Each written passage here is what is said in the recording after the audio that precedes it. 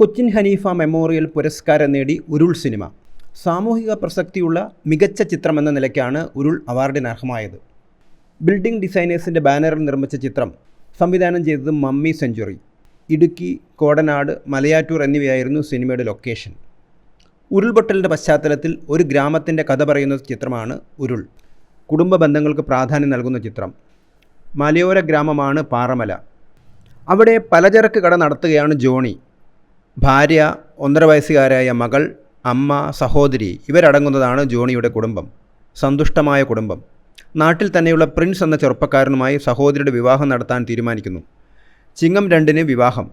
അപ്പോഴാണ് കർക്കിടക മാസത്തിൽ രാത്രി സമയത്ത് ഒരു മഹാദുരന്തം ഉരുൾപൊട്ടലിൻ്റെ രൂപത്തിൽ അവരെ തേടിയെത്തുന്നത്.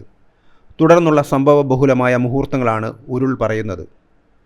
റഫീഖ് ചൊക്ലിയാണ് ജോണിയെ അവതരിപ്പിക്കുന്നത്. നായിക ടീന ബാഡിയ. ദില്ലി മലയാളിയാണ് ടീന. ഉരുളെടുത്ത പ്രദേശത്ത് രക്ഷാപ്രവർത്തനങ്ങൾക്ക് നേതൃത്വം കൊടുക്കുന്ന ജില്ലാ കളക്ടറുടെ വേഷമാണ് അപർണ ഷിബിന്.